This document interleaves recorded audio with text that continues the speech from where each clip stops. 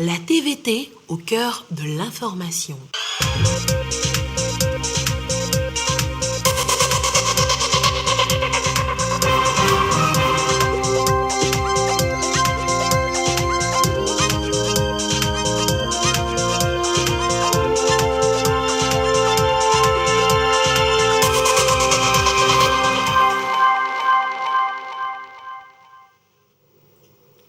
Au menu de ce journal, la tournée du ministre Kojo Adedje dans la région des Savanes, une visite de terrain qui l'a conduit au centre artisanal et de formation en tissage où il a échangé avec les tisserands sur l'avenir de ce secteur d'activité. Nous irons à Dapaon en début de ce journal.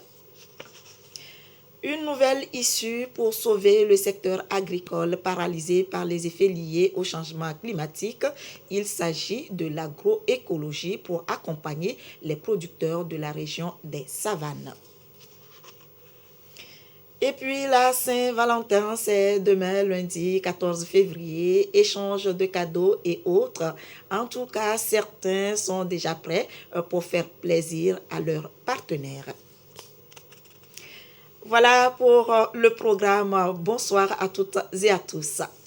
Le Togo dans la nouvelle dynamique de développement avec d'ambitieux programmes économiques et sociaux. Parmi les priorités du développement du pays, la promotion de la consommation locale. Et c'est dans cette optique que le ministre en charge du commerce et de la consommation locale a amorcé une tournée à travers le pays. L'étape de la région des Savanes où il a échangé avec les tisserands de la place Gérard Lagoudou. Le ministre en charge du commerce Kojo Adedje à la rencontre des tisserands de Dapan. Nous sommes au centre artisanal et de formation en tissage CAFTIS. Ici, c'est toute une entreprise qui tourne. Chaque année, le centre CAFTIS produit plus de 200 tisserands nantis du certificat de fin d'apprentissage. La production n'est pas rapide aussi que ça, mais qualitativement, oui. Nous avons beaucoup de difficultés. Mais malgré cela, nous arrivons à produire au moins une trentaine de boubous, de robes par semaine, une cinquantaine de pagnes complets par semaine, au moins une dizaine de vestes par mois. Et il y a aussi de la teinture qui s'accompagne. Nous arrivons à réunir au moins une vingtaine de complets de pagnes quintées par mois. Les difficultés souvent rencontrées sont notamment relatives à l'approvisionnement en matières premières et en matériel. La matière première, qui est le fil de coton, et nous allons jusqu'au Burkina Faso pour pouvoir chercher cela, au Ghana aussi.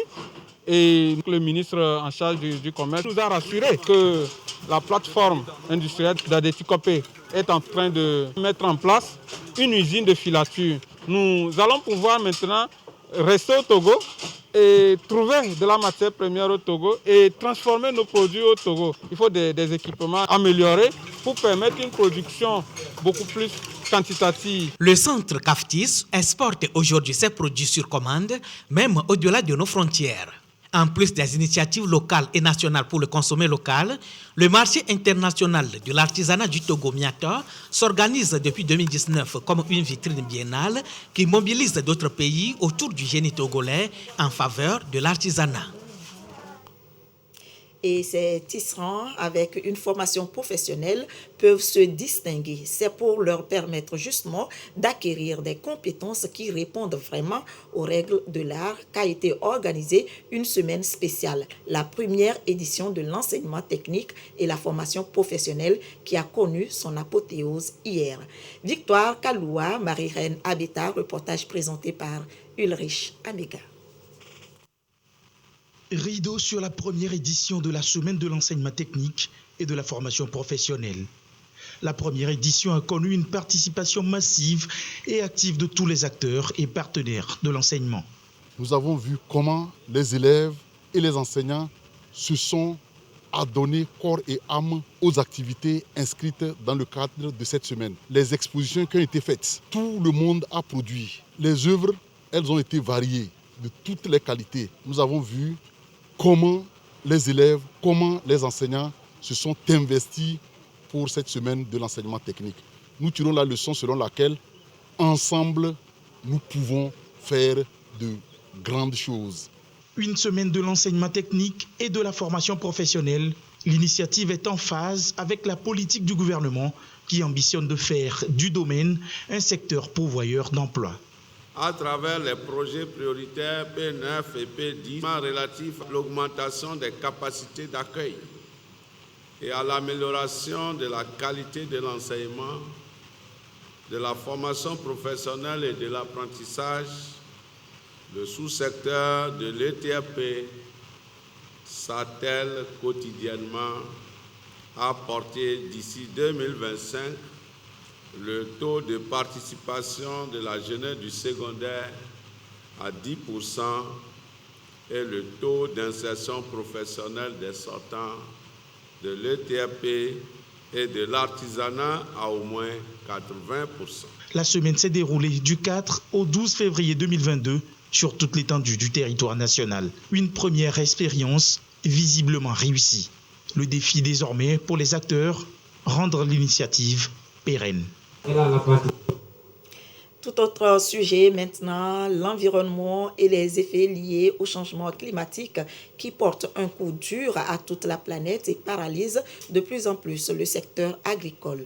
Une solution pour limiter la catastrophe a été trouvée, l'agroécologie. C'est de ça qu'il s'agit. C'est l'objectif de la phase 2 d'un projet lancé par un consortium d'organisations à Dapaon. Gérard Lagoudou. Face aux effets liés au changement climatique, il faut une prise de conscience pour une meilleure adaptation en faveur du secteur agricole. Le projet Agroécologie Sahel PAES se veut une stratégie de préservation de l'environnement et de l'amélioration des rendements à travers les bonnes pratiques agricoles. L'initiative est portée par le consortium CARTO, OCDI Caritas Dapaon et la JARC. Désormais, le producteur agricole doit produire pour nourrir une population plus importante, alors que les terres cultivables sont petites et de plus en plus pauvres.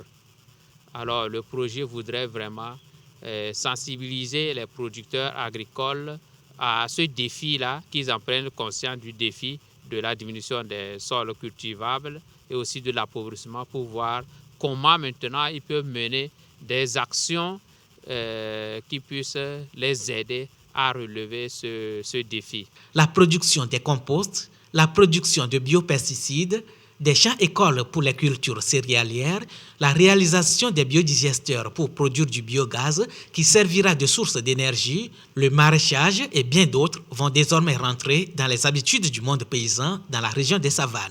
Nous, particulièrement au niveau de l'ONG-RAFIA, nous intervenons également dans ces zones et c'est avec les bénéficiaires. Donc ce projet vient renforcer les actions que les OSC font au niveau de la région des savanes. Notre attente par rapport à ce projet, c'est que cela ne se limite pas à la cible et aussi à la zone d'intervention, mais que ces actions soient dupliquées vers d'autres localités. Le projet est financé par Secours catholique France à hauteur de 136 886 €, soit environ 80 millions de francs CFA pour une durée de 4 ans. Cap sur Kémérida, dans la préfecture de l'Abina, où s'est déroulé un exercice de simulation sur la gestion des urgences sanitaires. Un exercice qui a consisté à approfondir les connaissances du personnel du centre de santé de la dite localité pour faire face à d'éventuelles situations d'urgence sanitaire. Sachez que Kémérida est un important point d'entrée et de sortie des personnes et des biens entre le Togo et le Bénin. Nestor Mouzou. L'exercice de simulation à Kémérida a pour intérêt de tester les fonctions de gestion des urgences du personnel du centre de santé, notamment la détection, la notification et la réponse centrée sur la référence vers la structure de prise en charge d'urgence de l'hôpital préfectoral d'un cas de maladie à potentiel épidémique ou toute autre urgence de santé publique. Il permet d'évaluer les mécanismes de préparation et de réponse face aux menaces émergentes, de valider les mécanismes existants ainsi que l'identification des domaines pouvant être renforcés au niveau des points d'entrée. Malgré la fermeture des frontières, selon le principe RSE, les marchandises et les véhicules de transport peuvent passer. Et à ce titre, les conducteurs de ces véhicules-là sont des personnes comme des passagers et peuvent être suspects à des maladies. Comme ils quittent d'un pays à l'autre, Et si au cas où un de ces conducteurs a une maladie grave, il faut qu'au niveau des points d'entrée, surtout de Kemirna, que les acteurs aient la capacité de stopper la maladie au fin de protéger la population togolaise par principe du RSI. La simulation a été faite en suivant les procédures opérationnelles standardisées élaborées avec l'appui de l'Organisation internationale de la migration OIM et du projet REDICE. Pour faire quelque chose, il y a des procédures méthodiques pour pouvoir arriver à son but. Et c'est dans ce contexte que pour la gestion au niveau des frontières, la gestion des urgences, il y a ce qu'on appelle des procédures opérationnelles normalisées ou standardisées qui décrivent les tâches méthodiquement, étape par étape, pour permettre aux acteurs des points d'entrée de mener des activités coordonnées et cohérentes pour pouvoir dépister tout cas suspect d'une maladie qui va traverser la frontière. L'opération de simulation à Kemerida a duré 4 jours, du 1er au 4 février. Elle vient après celle de Toum qui s'est déroulée également sur 4 jours, du 25 au 28 janvier. À propos de la santé, toujours à ce jour, dimanche 13 février 2022, la situation de la pandémie au nouveau coronavirus au Togo se présente comme suit. Le nombre de cas confirmés est de 36 660, 10 nouveaux cas depuis hier. Le nombre de personnes guéries est de 35 145, 302 nouveaux guéris depuis hier. Le nombre de cas actifs est de 1244 et le nombre de décès est de 271. Et c'est signé le ministre de la Santé, de l'Hygiène publique et de l'Accès universel aux soins, professeur Moustapha Mijiawa. L'actualité dans le reste de l'Afrique. Au Ghana, un activiste a été arrêté après avoir affirmé vouloir planifier un coup d'État si le gouvernement ne renonçait pas à un projet de loi controversé selon la police. Ce projet de loi prévoit une taxe de 1,15% sur les transactions électroniques, y compris les paiements par argent mobile très utilisés dans le pays.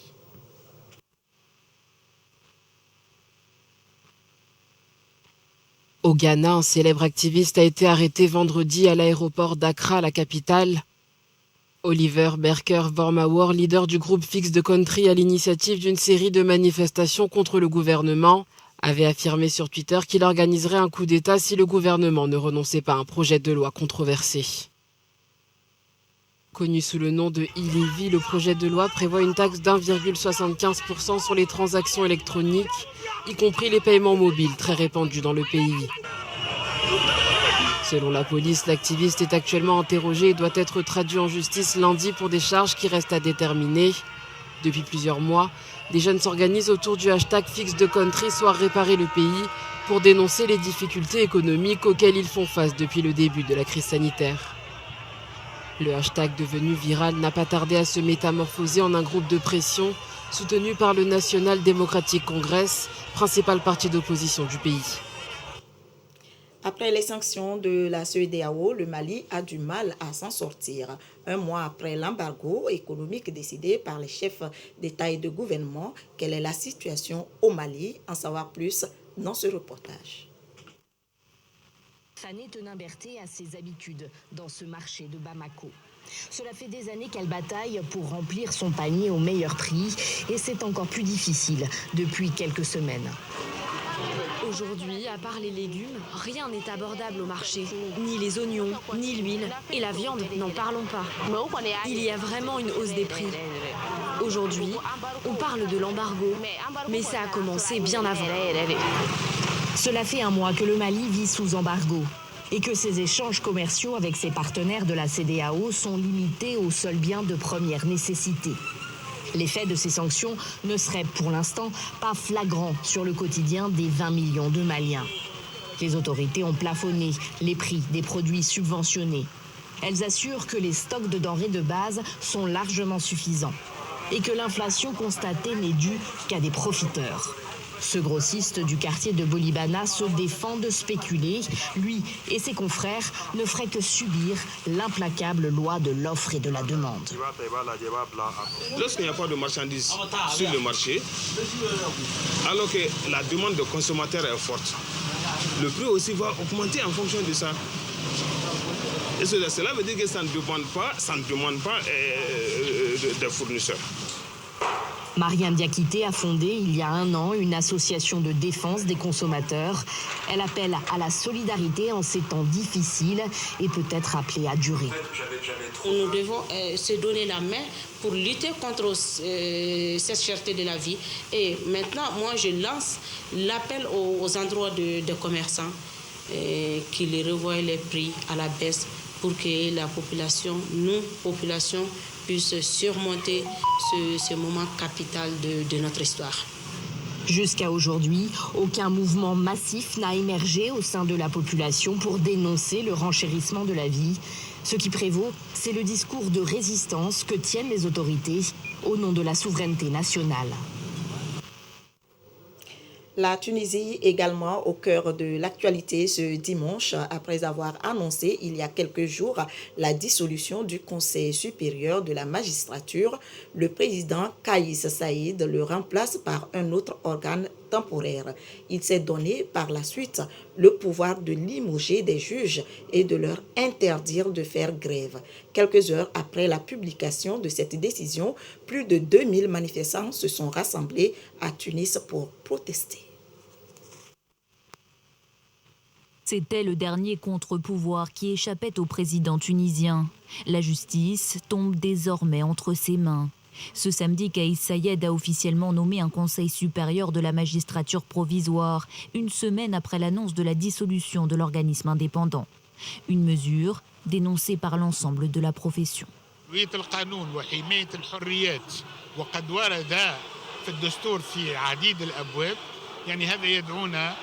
Cet organisme était jusqu'ici chargé de nommer les juges et donc d'assurer l'indépendance de la justice. Le président qui le juge partial s'octroie désormais le droit de révoquer des magistrats s'ils manquent selon lui à leurs devoirs professionnels. Kaïs Saïed reproche à l'instance d'être sous l'influence du parti islamo-conservateur Ennahda.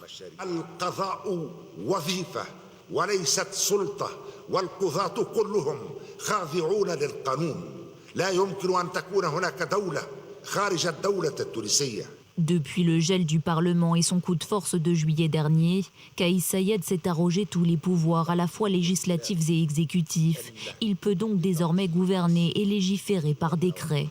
Selon le calendrier annoncé en décembre dernier, l'état d'exception devient donc la règle au moins jusqu'au 17 décembre 2022, date des prochaines législatives. L'Afrique et l'Europe veulent redéfinir les termes de leur partenariat. L'Europe n'est plus un partenaire prioritaire du continent, devancé aujourd'hui par des puissances émergentes. Ceci à l'approche du 6e sommet UE-UA.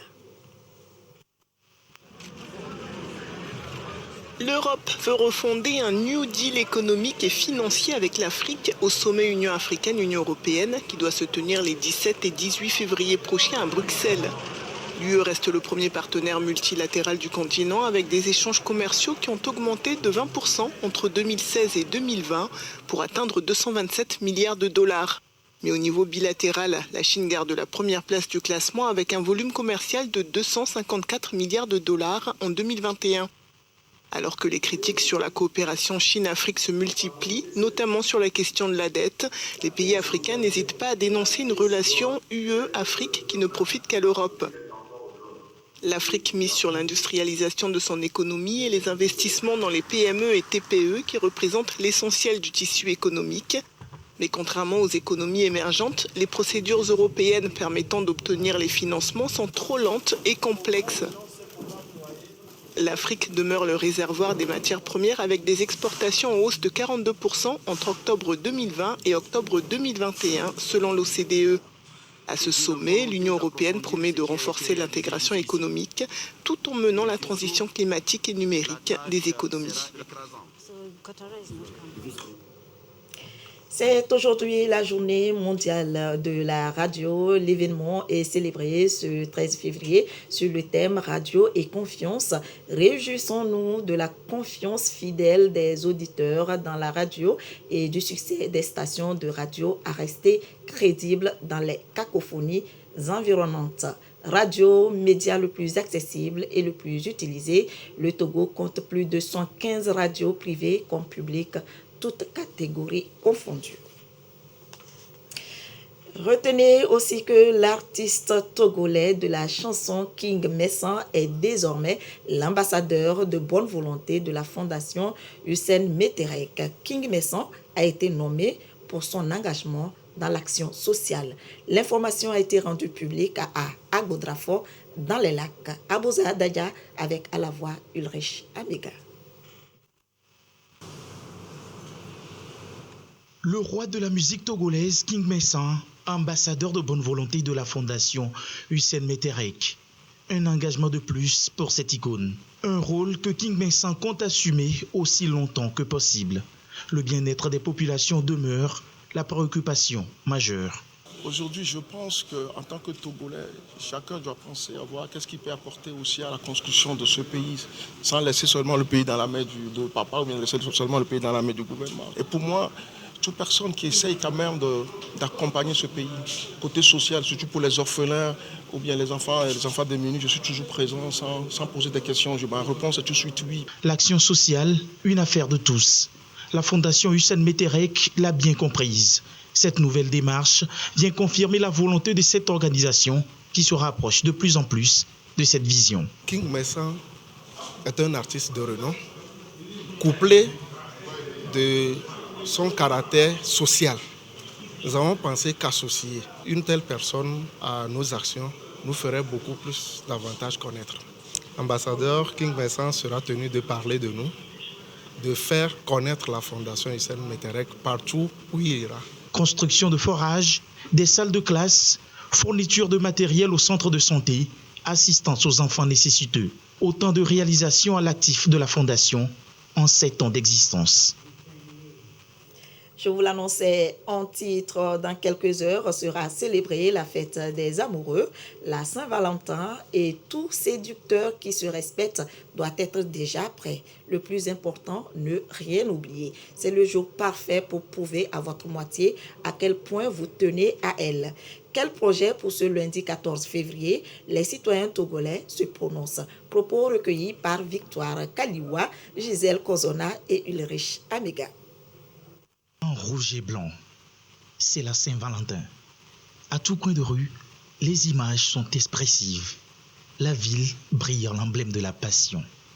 Pour le 14 février, Victoire veut se concentrer sur un acte essentiel, bien choisir un présent comme preuve d'amour pour sa moitié. Dans cette boutique, elle vient trouver ce cadeau rare. Je suis venue faire un choix pour la fête de Saint-Valentin, pour faire plaisir à mon chéri au fait. J'ai acheté un parfum pour lui faire plaisir. Pour lundi, je dirais qu'on n'a pas vraiment encore calé le projet. À quelques encablures de là, se prête à porter. Mike est un habitué des lieux. Sans détour, il opère son choix. Vous prenez le complet? Ah, ok, il n'y a pas de problème. Vous avez dit 9 000, je fais l'ensemble à 9 000. Il répond dans les moindres détails au goût de sa compagne. La surprise, elle aura lieu ce soir, sans doute. Je suis venu chercher un ensemble pour ma petite amie comme une surprise pour lui prouver encore une fois mon amour. Moment d'entretien de la flamme d'amour pour les uns, moment des bonnes affaires pour d'autres. Pour le moment, il n'y a pas la clientèle. Donc, on espère jusqu'à dimanche pour voir ce que ça va donner. Les gens viennent comme ça, ils disent que c'est un peu cher, mais dès qu'ils demandent si tu peux les diminuer là, dans les réductions, et puis ça passe, ils le paient. On ne peut rien, puisque actuellement sur le marché, les choses sont très chères. On n'a pas le choix, c'est le mieux que nous aussi on puisse faire pour pouvoir faire cadeau à la population. Des nounous, des fleurs, des parfums, on en trouve un peu partout.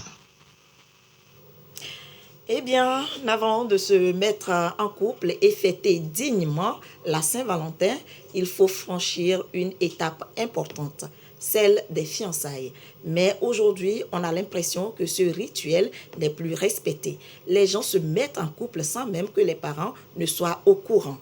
À qui la faute? Les fiançailles hier et aujourd'hui, un dossier réalisé par Solange Amandé et présenté par Gerson Dovo. Un jardin, des fleurs, la randonnée des gens heureux, quelle belle expression d'amour. Loin de tout regard indiscret, tout se dit, des promesses, un brin de chance pour certains, au bout, les fiançailles. Lorsque vous entretenez déjà une relation. Après le premier pas, vous êtes venu maintenant faire la confirmation que vous êtes prêt pour venir faire les fiançailles. Et c'est en ce moment qu'on va vous citer les choses, on va vous fixer une date proprement dite. L'entente cordiale entre deux familles, voire deux communautés, une fois établie dans les bagages, pagnes, boissons, perles, bijoux en or, c'est un jour heureux, le jour de la dot. Il y a des significations pour un certain nombre de choses. Bon, les syllabes traditionnelles que nos grands-parents utilisaient. Il y a ce que nous appelons les locaux, bien agovo. Ça aussi, on le met. Pavis, ça c'est obligatoire. C'est même pas aujourd'hui, il y a les valises. Hein. Avant, c'est même les bassines dans lesquelles on met tous les effets. Bon, dans d'autres communautés, on ajoute aussi le sel. Actrice influente de cette cérémonie de fiançailles, les tantes paternelles. Sans leur onction, rien ne va. Lorsque la famille du fiancé apporte les bagages de la dot, c'est nous les tantes paternelles qui les réceptionnons. Nous vérifions si tout est au point. Si tel est le cas, nous passons à l'étape suivante, celle de bénir les fiancés et de leur prodiguer de futurs conseils et certaines règles établies qu'ils doivent suivre pour l'harmonie et le bon fonctionnement du foyer. Autrefois discrète et matinale, les fiançailles donnent lieu de nos jours à des célébrations pompeuses, les images aussitôt diffusées sur les réseaux sociaux, tel un trophée exhibé à la face du monde entier. L'esprit des fiançailles est en train de se perdre. On copie par exagération ici et là, alors que la culture, quand on rentre dans sa définition, se définit par l'homme du lieu, l'homme du clan, l'homme de la tribu, de l'ethnie à laquelle on appartient. Donc quand on sort de cette dimension et puis on va vers d'autres ethnies qui ont défini leurs propres paramètres, je crois qu'on est en train de faire fiançailles en termes de mots, mais pas fiançailles en termes substantiels qui répondent en fait à l'être que nous sommes pris dans nos clans, nos tribus, nos ethnies. Pour beaucoup de jeunes aujourd'hui, juste les fiançailles et tout semble être accompli. Rares sont ceux qui franchissent l'étape du mariage civil voire religieux. Faire les fiançailles dans toute sa forme, tout d'abord, tu respectes la fille, toi-même, tu te respectes. C'est pourquoi si la femme reste chez vous sans rien, lorsqu'il y a un problème ou bien la femme décède là, toutes ces cérémonies, vous allez le faire avant l'enterrement de la femme. Donc, avis à nos sœurs, avis à nos frères, respectons nos coutumes, respectons la tradition. À noter tout de même qu'à chaque communauté ses coutumes, le moins qu'on puisse dire est de manière universelle, les pratiques ont beaucoup évolué. D'aucuns vont vous dire, c'est de la modernité. Un mot de sport, les JO de Pékin, le biathlète Fillon Maé est devenu champion olympique de la poursuite ce dimanche aux Jeux olympiques de Pékin. Il apporte à la France sa 10e médaille des JO 2022 avec ce titre de la poursuite, celui de l'individuel et ses 2 médailles d'argent en sprint et dans le relais mixte. Fillon Maé entre dans la légende du sport français, devenant le premier sportif tricolore à remporter 4 médailles au cours d'une même édition des Jeux d'hiver. Regardez.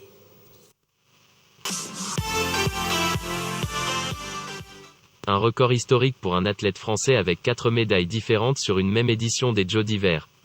Alors que la moisson de médailles françaises aux Jeux de Pékin 2022 était déjà réussie ce dimanche 13 février, Quentin Fillon-Maillet n'a vraiment pas manqué son rendez-vous lors de l'épreuve de la poursuite en biathlon.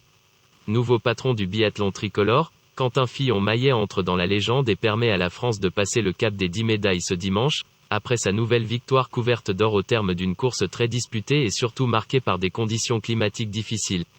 Il s'agit de la 2e médaille d'or pour la France lors des Jeux de Pékin, la 2e pour QFM. Avec cette nouvelle victoire olympique, il devient le seul athlète français à réaliser l'exploit de décrocher 4 médailles différentes dans une même édition des Jeux d'hiver, médaille d'argent en relais mixte, médaille d'or dans l'individuel, médaille d'argent du sprint et enfin médaille d'or ce dimanche en poursuite. Parti en 2e position derrière le Norvégien Johannes Bøe, le Français n'a pas tremblé sur le tir couché en réalisant un sans faute, malgré un souci technique. Une performance qu'il a réitérée lors du tir debout, le plus dur. Un vrai dimanche de fête pour la délégation française qui avait déjà décroché 2 médailles plus tôt dans la matinée, en bronze, grâce à Mathieu Fèvre en slalom géant et au relais 4 multiplié par 10 km en ski de fond. Fin de ce journal. Merci de l'avoir suivi. Je vous souhaite une très belle soirée et un bon début de semaine. À demain.